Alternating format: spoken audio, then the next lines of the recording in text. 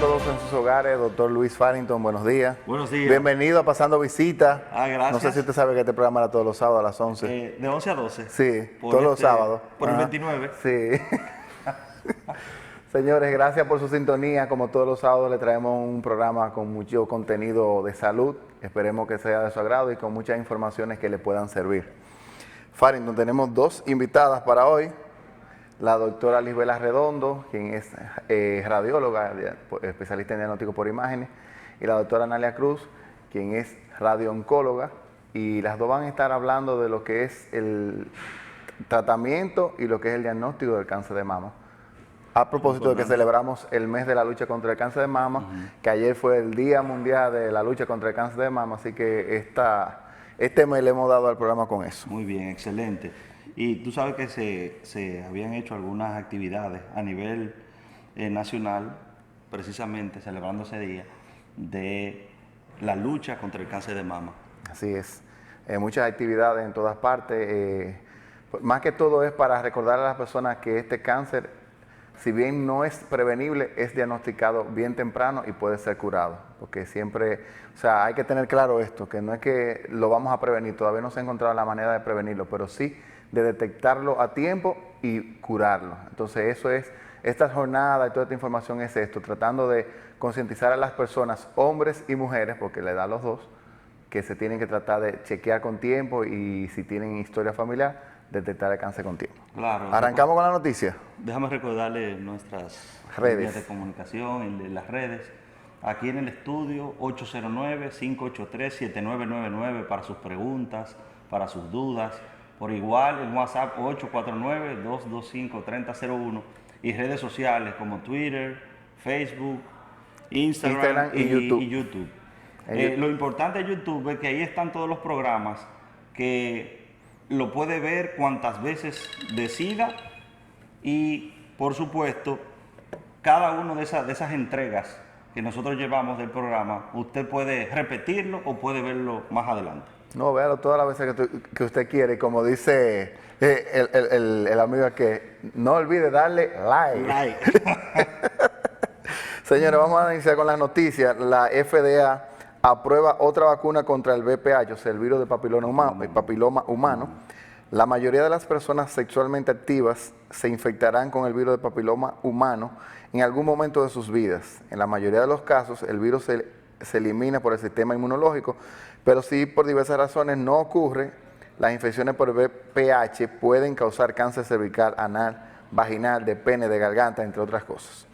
En un esfuerzo para proteger más a las personas de diferentes tipos de cánceres causados por el virus del papiloma humano, la Administración de Drogas y Alimentos de Estados Unidos, en sus siglas en inglés, FDA, aprobó la vacuna contra el VPH para incluir hombres y mujeres entre los 27 y los 45 años.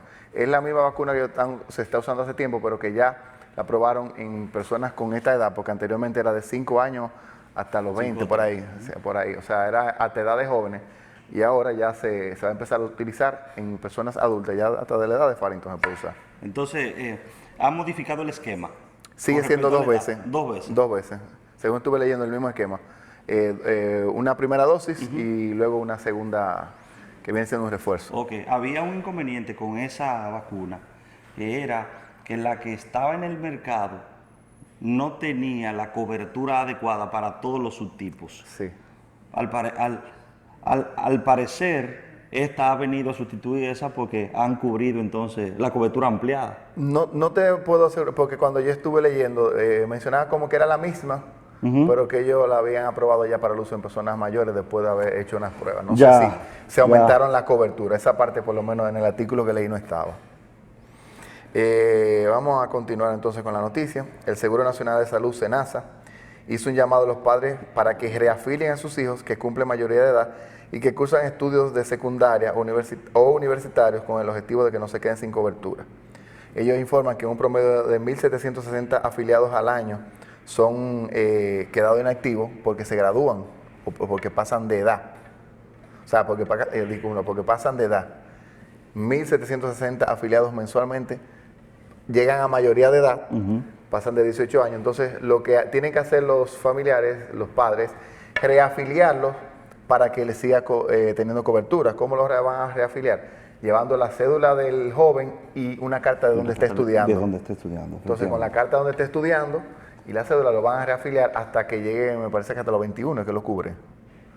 Bueno, entonces, la SENASA estaba informando de eso porque hay muchos problemas. A mí me tocó ver un caso una vez en un sitio de un paciente que los padres no lo habían llevado a reafiliar y necesitaban cobertura y la habían perdido por no llevarlo. Efectivamente. Entonces es importante esto.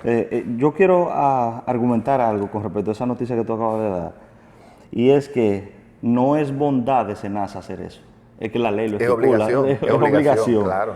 La ley de seguridad social establece claramente que los hijos mayores de edad que estén bajo una condición de discapacidad o estén en una etapa de formación, de estudio, deben ser afiliados por los padres, o mejor dicho, como tú bien dijiste, reafiliados. Exactamente. El punto está en de la cobertura, como tú expresaste hace un momentico, de que están sin seguro. Si los padres no los reafilian, quedan sin seguro prácticamente. A partir de los 18 años, quedan sin seguro. Y muchas veces no se dan cuenta, no lo saben hasta el momento que quieren utilizarlo y ahí tienen el problema. Entonces, por esto se hace este aviso. Nosotros, como somos un medio que lo que queremos es llevar información, todo relacionado con salud, le hacemos el aviso a ustedes para que sepan que los afiliados de SENASA que tengan hijos mayores de 18 años deben reafiliarlo. Muy bien. Seguimos con la noticia. La Sociedad Dominicana de Cirugía Oncológica aseguró que la reconstrucción de mama debe ser parte de los procedimientos quirúrgicos recomendados en los pacientes con cáncer de mama. El doctor Ricardo Domingo afirmó que las cirugías de mama no son simples procedimientos estéticos, sino que constituyen una cirugía funcional. Esto es muy sencillo, o sea, si las pacientes con cáncer de mama que se le hace una mastectomía, se le quita su mama, la resección, necesitan una reconstrucción por varias razones. Esta es la razón psicológica.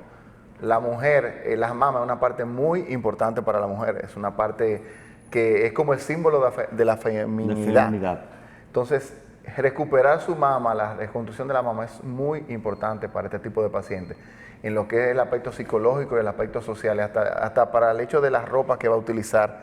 Es muy importante que esto sea incluido. Entonces, lo que está hablando la sociedad es que debe ser incluido en las mismas coberturas que hacen los seguros del manejo, o sea, de los pacientes con cáncer. Sí. Eso es lo que se está buscando. Sí.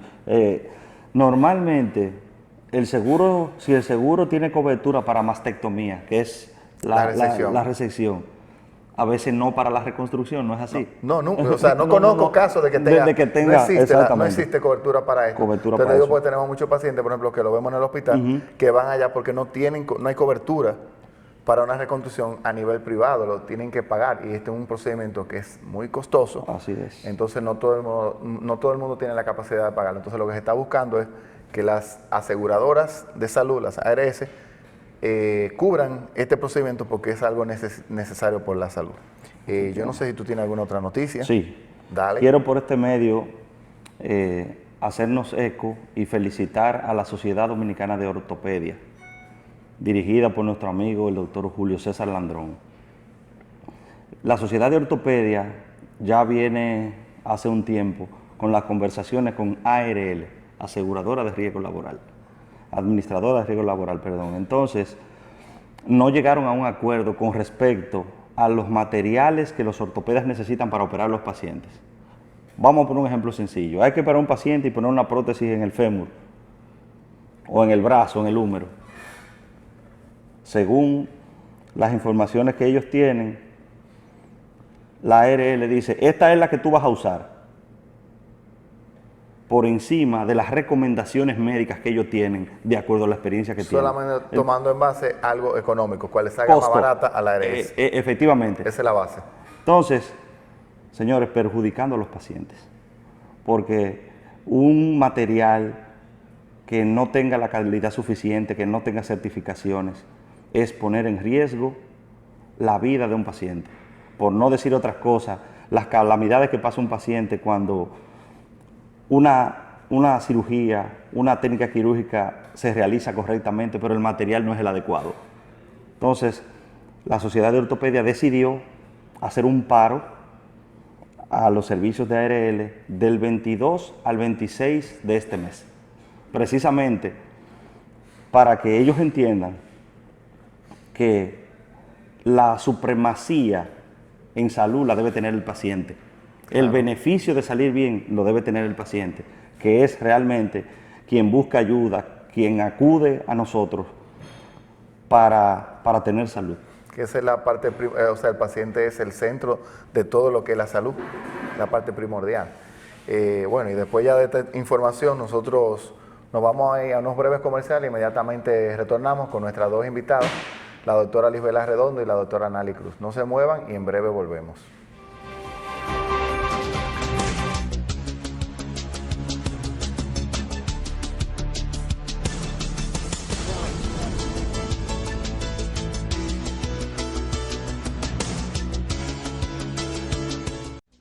Búscanos en Twitter como @visitapasando, en Instagram como @pasandovisita29 y en Facebook Pasando Visita.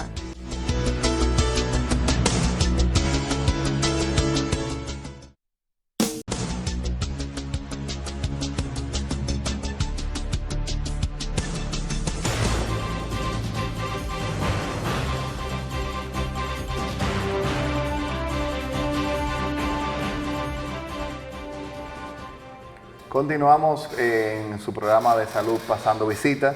Nuestras dos invitadas de hoy, la doctora Lisbeth Arredondo, quien es especialista en diagnóstico por imágenes, egresada de la Pucamaima de Medicina y egresada de la Universidad de Salvador, Buenos Aires, Argentina, de diagnóstico por imágenes.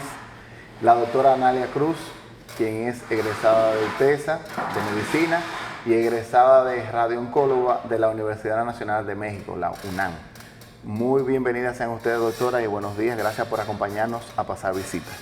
Muy buen día, gracias por la invitación. Gracias a ustedes por la invitación. Como ustedes saben, estamos en cáncer de mama, por todos lados de cáncer de mama, y ustedes dos son, diríamos, referentes en lo que se llama esa área, en sus diferentes especialidades. Por eso la tenemos por acá, para aclarar muchas dudas que tenemos sobre dicha patología. Sí, sobre todo, muchos tabúes y muchas mala información que existe sobre este tema, que es de vital importancia, ya que nosotros debemos recordar, Mirabal y nuestras invitadas, de que la población mundial ya ha cambiado. La supremacía de la población mundial ya es femenina, con más razón de nosotros ponerle mucha atención a este tema que es de vital importancia. No, y aparte de que es femenina, es población envejeciente, que es uno de los factores de riesgo más importantes para las enfermedades crónicas, y el cáncer es una de ellas. Así es. Por lo menos nosotros somos una población joven en Dominicana, pero sí, a nivel mundial, la mayoría son envejecientes. Eso es así. ¿Qué tal si empezamos hablando yo mencionaba ahorita de que el cáncer de mama no es prevenible, sino que es detectable a tiempo. Y es bueno como que aclaremos muy bien ese punto, para que a todos allá en su hogar se le quede eso metido en la cabeza, de que no hay que prevenirlo, sino es detectarlo a tiempo. ¿Por qué? Bueno, en eso es que yo juego un papel bastante crucial, porque una parte grande de los cánceres de mama que detectamos tempranamente es con ayuda de los métodos de diagnóstico por imágenes, que es el área a la que yo me dedico. Todavía no podemos prevenir los cánceres de mama, porque sí tenemos todavía la hipótesis de múltiples factores que predisponen a la formación del cáncer de mama, pero todavía no hay una comprobación de manera científica de cuál es la razón del cáncer de mama. Realmente es multifactorial. Exacto. Entonces, un único factor no lo tenemos a la mano. Entonces, hasta ahora lo que sí podemos tener a la mano es la detección temprana, y con esta detección temprana podemos lograr curaciones en muchos pacientes. Bueno, realmente el 90% de las pacientes que tienen diagnóstico de mama temprano pueden ser curables. Y como bien decía la doctora Arredondo, el cáncer de mama es multifactorial, y uno de los factores predisponentes, aparte de la edad y el género, son los antecedentes de la propia paciente. Entonces, ¿qué es lo que hay que tener en cuenta? Es el factor de riesgo propio de cada paciente o los factores de riesgo propio de cada paciente que pueden predisponer a un incremento en la incidencia de esa mujer o de ese hombre para desarrollar cáncer de la mama. Por ejemplo, si nosotros decimos que el factor de riesgo más importante es el género, ser mujer es el primero, y ya tenemos uno. Y si seguimos sumando la edad, el 85% de estos tumores se van a ver en mujeres por encima de 40 años. Ahí van 2, en mujeres mayores de 40 años. Número 3, que la menstruación le haya llegado antes de los 12 años. Esto es otro factor de riesgo. Y seguimos sumando, una mujer que sangra a partir de los 50 años, que es lo que se llama menopausia tardía. Si ha tenido terapia hormonal de reemplazo, si su primer embarazo fue después de los 30 años, o tuvo un embarazo a temprana edad y 15 años más tarde desarrolló un segundo embarazo, si es obesa, si tiene un perímetro abdominal mayor a 85 centímetros, que es lo que se conoce como obesidad, si la paciente tiene antecedentes familiares de cáncer de mama, sobre todo si hay antecedentes de múltiples parientes de primer grado con cáncer de mama por la línea materna, o si ha tenido un familiar de primer grado que desarrolló cáncer antes de los 50 años, también eso incrementa el factor de riesgo. Entonces, si nosotros mezclamos todos estos factores y encontramos una mujer que tiene 3 o más de estos factores, obviamente esta es una persona que tiene un alto riesgo de desarrollar cáncer de mama, con lo cual el seguimiento de esta paciente tiene que ser mucho más estrecho que una paciente de la población general que no tiene estos factores. Así es, muchos factores relacionados.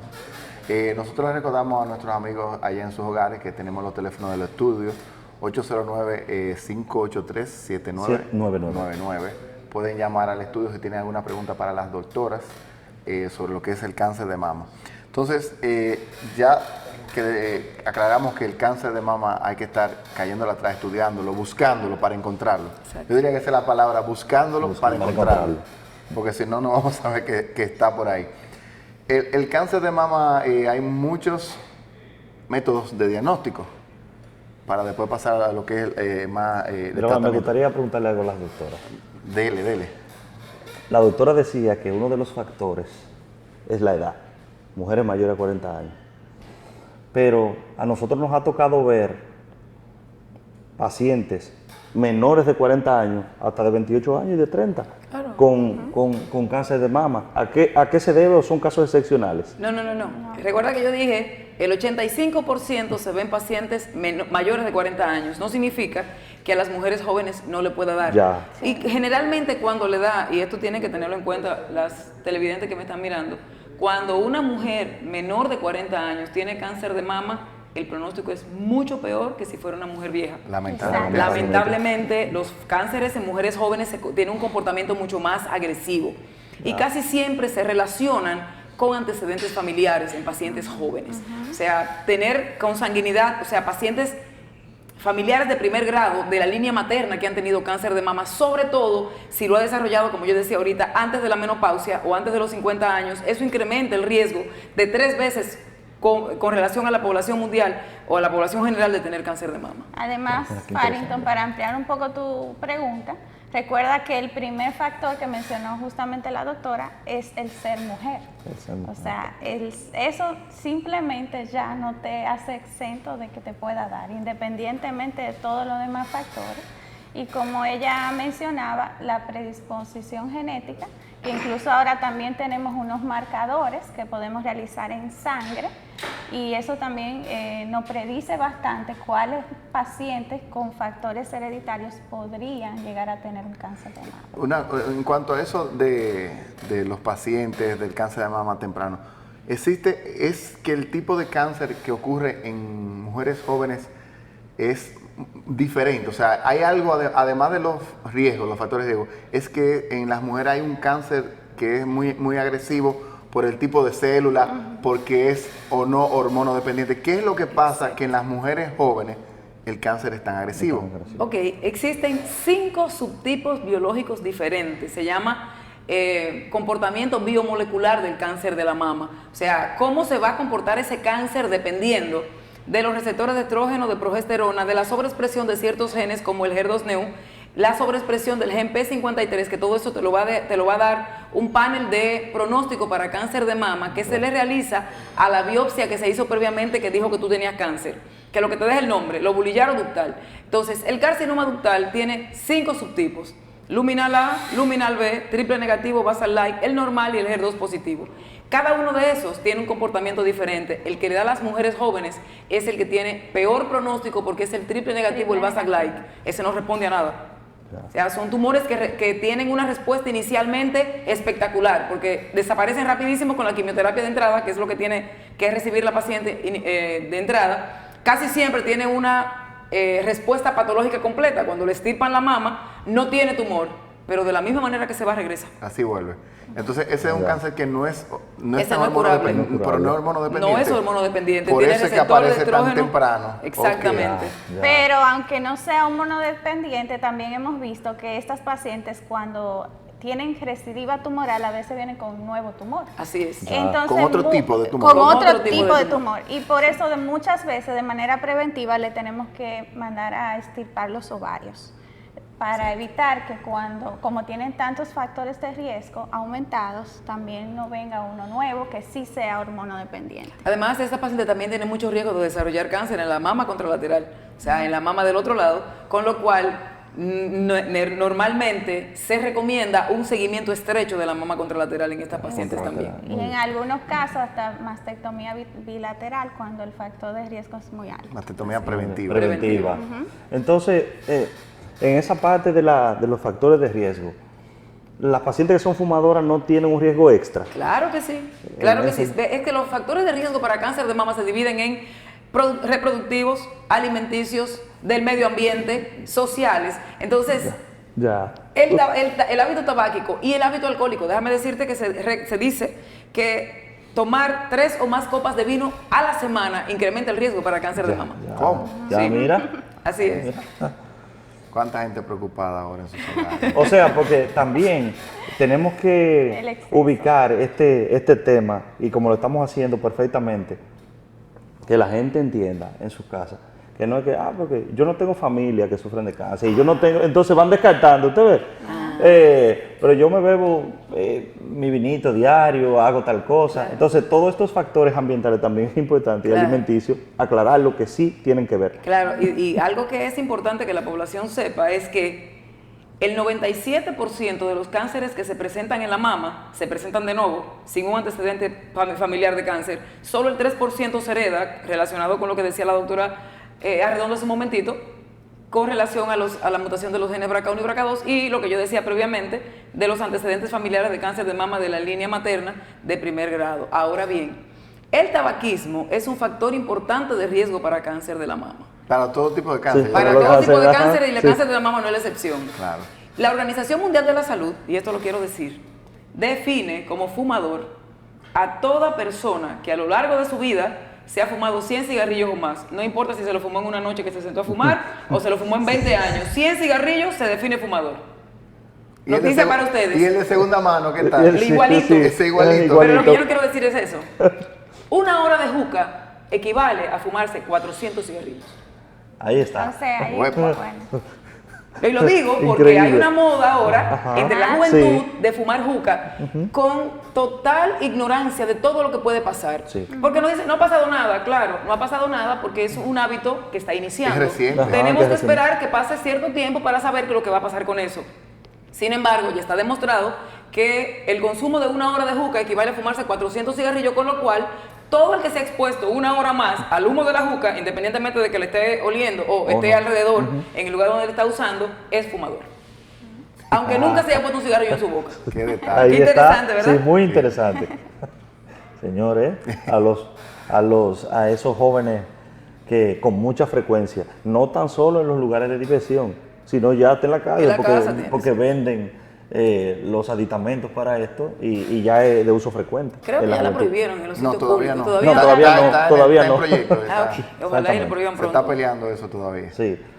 Hay otra cosa que me surge. Hay pacientes que enlazan un evento con otro. Voy a poner un ejemplo, como estamos hablando de cáncer de mama, este ejemplo. yo me caí y caí así y me di ahí en el seno Sí. y de ahí fue que eso me vino, Ajá. porque fue que me di con una puerta. Eso es Muy frecuente. muy ¿Verdad que frecuente. sí? Y no, cáncer yo, no, porque que lo que pasa es que yo me di, ahí es un golpe que yo tengo. Entonces, también es importante aclarar, que ustedes le aclaren si tiene relación eso o no, el traumatismo con cáncer. Lo que pasa es que mencionaba al principio que teníamos los métodos de imágenes diagnósticas, pero eso solamente juega una parte en el papel de la prevención, de la detección precoz del cáncer de mama, pero la otra parte la juega la palpación o el autoexamen de la mama, Autoexamen. que debe ser realizado por el médico o por el mismo paciente si ya ha sido entrenado y se siente seguro de hacerlo. Entonces, muchos de nuestros pacientes, una gran parte de ellos llega con esa historia que tú acabas de decir, es porque justamente se descubrió la mama ese día. Porque se dio el golpe y Ya, se tocó. exactamente, ya. Se dio el golpe y se recordó que tenía esa parte del cuerpo ahí que muchos no Qué bueno recuerdan que que lo está. dices, sí. Entonces, en realidad eso, algo que ya estaba ahí, pero que se lo descubrió porque se empezó a tocar por el golpe. Ya. Entonces, Ya. Eso O es sea tan que frecuente que eso- yo veo a la doctora que se ríe porque se nota. Sí, sí. que Que hace es muy demasiado frecuente, Es el ¿verdad? día a día, es el día a día. Incluso yo le digo, mire, eso estaba ahí y se le hinchó en el momento que usted se golpeó y usted se lo notó, pero ya Ajá. estaba. Ya estaba. O sea, Ujú. los traumas no sacan tumores, se expone después del trauma Ya, el tumor que ya. previamente sí estaba ahí. tenemos Ya, que eso es. aplaudirle que ellos están jugando un papel importante en la detección precoz. Exactamente. Que muchas veces ni siquiera es precoz, Liz, porque cuando el paciente o la paciente se lo puede golpea, palpar.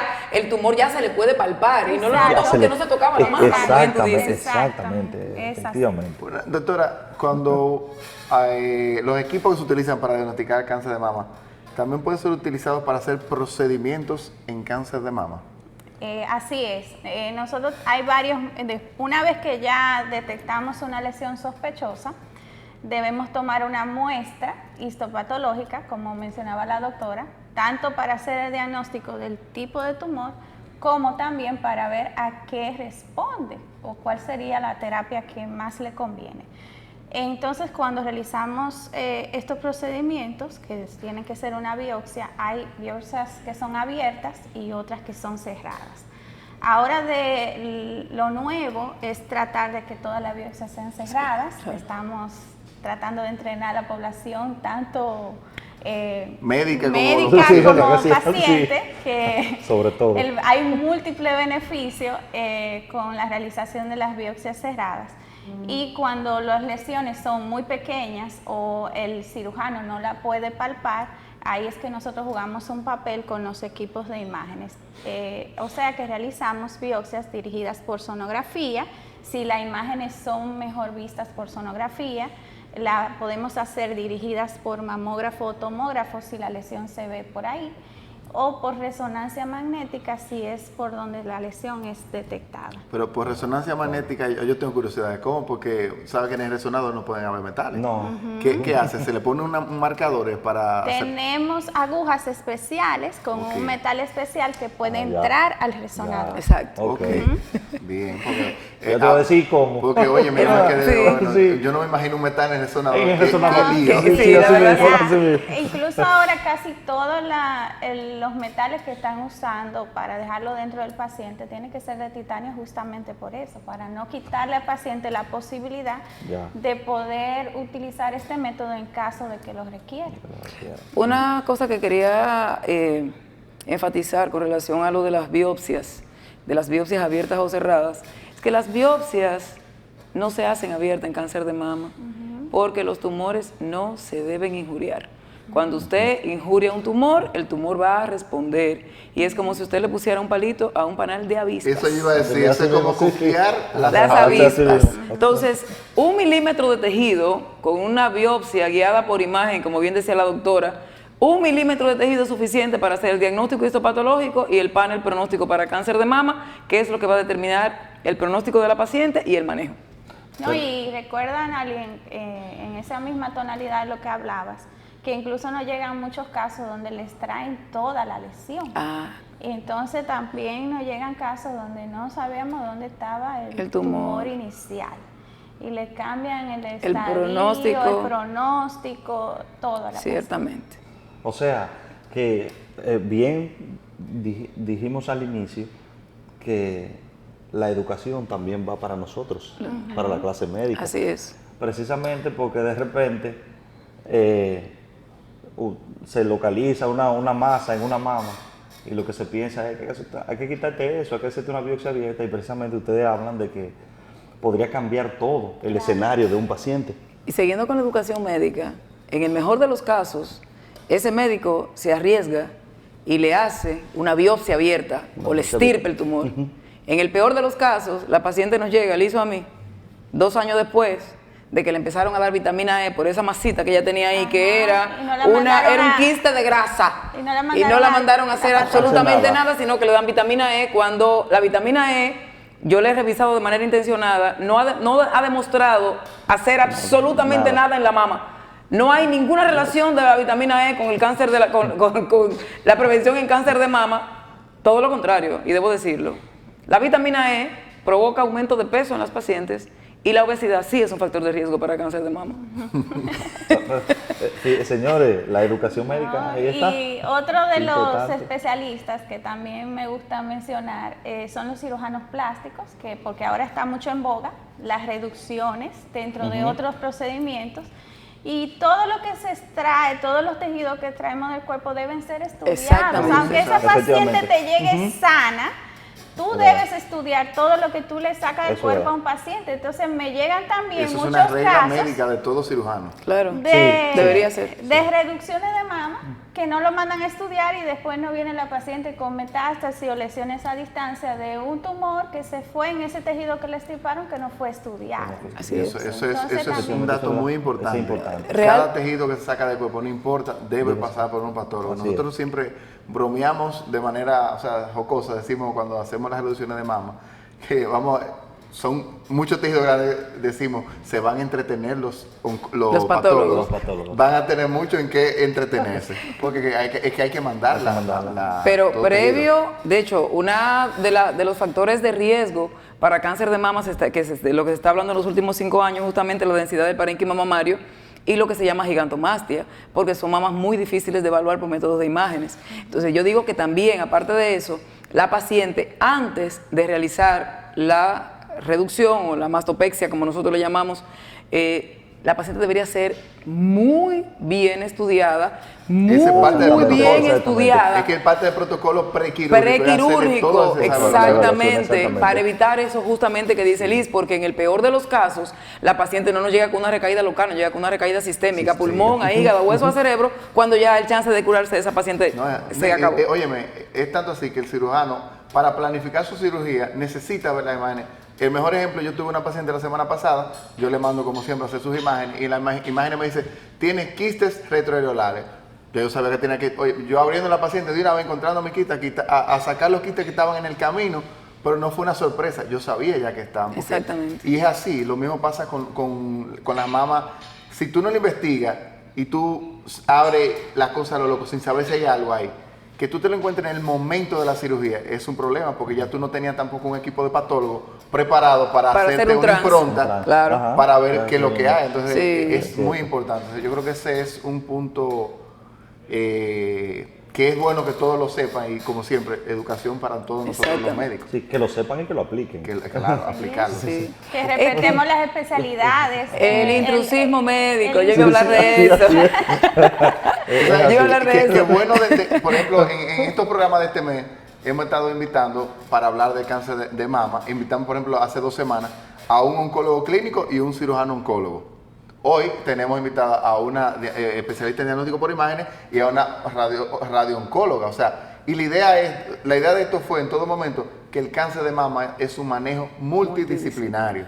Y por eso es que debe ser un grupo de personas. La mayoría de los cánceres son multidisciplinario real, que nos reunamos, que estemos en comunicación, porque no es que Nali haga su papel por allá y yo mi papel en otro rincón, es que estemos en contacto por el bien del paciente. En equipo se trabaja mejor. Y los pacientes deben ser discutidos en los comités de tumores, porque no todos los pacientes entran dentro de lo que son los estándares de manejo. Porque hay estándares de manejo que están escritos, que el paciente entre en ese estándar de manejo. Una mujer de 70 años, diabética, hipertensa, con un tumor temprano de mama, luminal A, esa paciente perfectamente pudiera ir a hormonoterapia a su casa y ella no se va a morir de cáncer. Pero esa misma característica de un tumor en una paciente de 40 años se comporta totalmente diferente y el manejo es diferente. Entonces, cuando las pacientes se salen de lo que son los protocolos estándares de manejo, se deben discutir en un comité de tumores y tomar la mejor decisión para esa paciente de manera particular, porque como bien sabemos, el cáncer, el tratamiento oncológico o el tratamiento para cáncer en este momento es un traje a la medida para cada paciente de manera particular. Sí. Entonces, es individualizado. No todos los pacientes entran en el mismo renglón y todos los pacientes entran en el mismo protocolo. No todos los pacientes se manejan igual. Sí. Nosotros vamos a recordarle a ustedes en sus hogares nuestras redes sociales, donde también pueden enviar preguntas y solicitar cualquier tipo de temas para que tratemos en los diferentes programas que tenemos cada sábado. Está en Twitter, Pasando Visita, está en Instagram, Pasando Visita 29, y también está en Facebook, Pasando Visita 29. Está nuestro canal de YouTube, donde ustedes pueden ir y buscar los programas anteriores para verlos nuevamente si les gustó, y siempre denle a like o denle a seguir, suscríbanse para que puedan ver los programas que vamos subiendo. Continuamos entonces hablando de lo que es el cáncer de mama. Tenemos una llamada por ahí, y vamos con la llamada. Muy buenos días. ¿Cuál es su pregunta? Sí, buen día. Sí, buen día. Sí. Buen día. Buen día, le escuchamos. Adelante con su pregunta. Mira, no una resonancia magnética, yo creo que una sinovitis lumbar, creo que sinovitis lumbar. En una resonancia magnética, una sinovitis lumbar. Lumbar, creo que... Ok, está bien, gracias. Nos salimos ahí un poquito del tema y de las especialidades. No sé, la doctora que es la que está más en esa área, no sé, porque la verdad que nos salimos ahí del tema. Pero, bueno, por lo menos una guía de a dónde debe ir para que lo vean. Porque... me imagino que debió haber asistido a algún ortopeda, claro, o algún neurocirujano, cirujano o neurocirujano o un área de columna, debe haber sido enviado, porque para hacerle una resonancia supongo que asistió a algún especialista.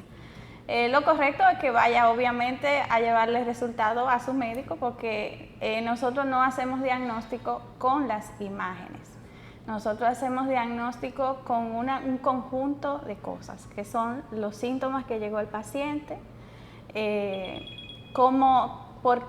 cuál es la molestia principal que usted tiene, y además le agregamos las imágenes médicas. ¿Por qué le digo esto? Porque aunque el diagnóstico diga sinovitis, eso es una inflamación del área, pero puede aparentar una sinovitis y conjunto con otros informaciones nosotros llegar a la conclusión que el diagnóstico es otro. Así que no le puedo dar más respuesta de ahí porque estamos incompletos de información. Pero sí que vaya donde su ortopeda, donde su neurocirujano, el médico que le indicó la imagen, manejo por ese diagnóstico. Doctora Cruz, cuando un paciente lo mandamos a radioterapia para manejar, por ejemplo, en el caso de los cánceres de mama, ¿cómo son los pasos? ¿Qué se hace? ¿La radioterapia va primero, va después de la cirugía? ¿Cómo es que va eso?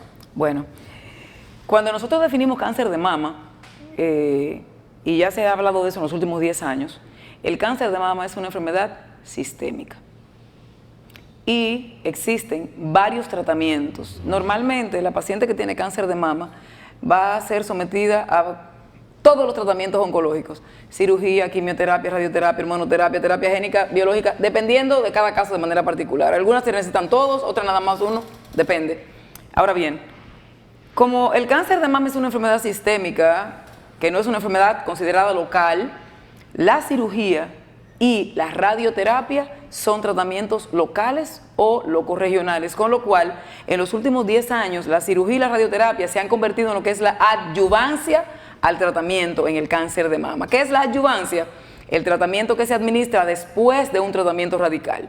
El tratamiento radical en cáncer de mama es quimioterapia, hormonoterapia o terapia biológica, lo que la paciente requiera de manera particular. Ahora, existen indicaciones específicas para radioterapia en cáncer de mama.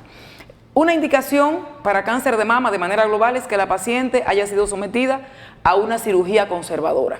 O sea, que solamente se haya extirpado el área donde estaba el tumor y la mama se le deje intacta. Esa es una indicación 100% para manejo de radioterapia después de un procedimiento quirúrgico en cáncer de mama o después de una cirugía. Ahora bien, cuando la paciente ha tenido una mastectomía para cáncer de mama, si tiene ganglios positivos, si el tumor medía más de 5 centímetros, si tiene permeación linfática, si tiene permeación vascular, que son características del propio tumor, si la paciente ha recibido manejo neoadyuvante por un tumor muy grande, si tiene infiltración a la piel, si tiene infiltración a la pared, todas esas son indicaciones para hacer radioterapia después de quimioterapia y de cirugía en una paciente con cáncer de mama. El primer paso es que la paciente tenga la indicación para responder tu pregunta. Okay. El segundo paso es hacer una imagen de tomografía de la zona del tórax de la paciente, de la zona de la mama, para delimitar el área que se va a tratar. Yo recuerdo cuando yo inicié en esto hace ya muchos años, más de 20 años, que se le colocaban algunas imágenes con pintura a la pared torácica de la paciente, se medía el espesor y se hacía algo muy burdo realmente para hacer radioterapia. Ahora nosotros hacemos la radioterapia en un planificador computarizado en base a una imagen de la zona que se va a tratar, en este caso el tórax, porque es para mama, y ahí se delimitan las estructuras de riesgo, como le decimos nosotros, u órganos de riesgo, como el pulmón, el corazón, la médula, la articulación del hombro, y se delimita la zona de la pared torácica o la mama y la zona de los ganglios, que es la zona que se van a tratar. Posteriormente, el Departamento de Física Médica hace la planificación del tratamiento y luego lo auditamos. En el caso nuestro, tenemos auditores internos y auditores externos. El auditor interno lo mira y si está todo bien, entonces el auditor externo lo evalúa también, y si está todo bien y todas las estructuras se someten a lo que nosotros estamos prescribiendo, entonces se cita la paciente. Tenemos una llamada, vamos a mirar. Sí, es una llamada. Usted continúa terminando esa pregunta ahora. Buenos días, adelante con su pregunta. Hola, buen día. Ok, ahora le escuchamos. Por favor, comience que ahora le estamos escuchando. Adelante. ¿Qué sucede a una persona que está botando agua del pezón de un bebé? Ok, yo tengo una pregunta. ¿Esa agua es cristalina, color? Como si fuera moco? Amarilla. ¿Es roja? ¿De qué color es el agua? No, es una agua clara, pero un poquito pegajosa. Clara y viscosa. Bueno. Y es muy poca, es leve, algo leve. Yo tengo otra pregunta. ¿Esa agua se bota en cualquier momento del mes o en el momento en que le pasa la menstruación varios días después? No, porque no está menstruando. ¿Y es cuando se presiona o es sola? Cuando presiona. Okay. Bueno, existen dos características que nos hacen sospechar a nosotros los oncólogos, que la paciente, y a los imagenólogos de mama, que la paciente pudiese tener una neoplasia en la mama, y es justamente esa secreción que parece moco, que es cristalina y coloidal, así como viscosa, y cuando es sangre. Entonces, mi recomendación ante esa situación es que la paciente que tiene esa condición acuda con un mastólogo o con un oncólogo para que le descarte cualquier afectación en la mama. Sí, para agregar a lo que dijo Nali, esa es justamente una parte del autoexamen que debemos realizar todas las mujeres una vez al mes. Aparte de tocarnos, es presionar un poquito el pezón para ver si sale alguna cantidad de líquido, por muy pequeña que sea. Para nosotros lo más importante es si se expulsa sola o bajo presión y el color que tienen las secreciones. Entonces, como muy bien dijo Nali, debe acudir para realizar estudios adicionales y ver qué tan importante es esta secreción. Ok, ya ustedes saben, a la señora que hizo la pregunta, pase a chequearse.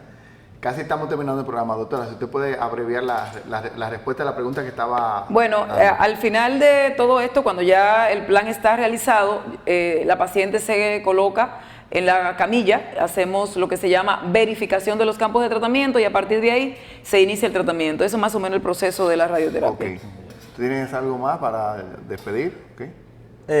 Quería hacer una pregunta breve a la doctora Redondo con respecto a la parte que hablaba de la biopsia cerrada y abierta. Usted, entonces, en la parte cerrada, la biopsia con aguja, en el cual lo hacen ustedes, esa biopsia que es cerrada, ¿verdad? Porque el paciente no hay que hacer incisión ni heridas para esto, ¿verdad? Exacto. ¿Cuál es la especificidad con la que se puede hacer un diagnóstico a través de esta vía? Esa era la pregunta que quiero hacer. Ok, nosotros le mencionaba que hacíamos cerrada con aguja dirigida por imágenes cuando los cirujanos o los oncólogos cirujanos no palpan la lesión o son muy pequeñas. Es ahí cuando jugamos un papel. Nosotros tenemos una especificidad del 98-99%, es sumamente alta porque estamos viendo a dónde estamos entrando. Ese 1% que no incluye es en las microclasificaciones y ya también tenemos otros métodos de imágenes que nos asisten que son robóticos y nos aumentan más la especificidad. Ok, excelente, muchas gracias. Gracias a la doctora Nali Cruz, a la doctora Redondo, por compartir con nosotros aquí en Pasando Visita, al doctor Luis Farrington. Muchas gracias por la invitación. Gracias a ustedes. Señora, hasta el próximo sábado.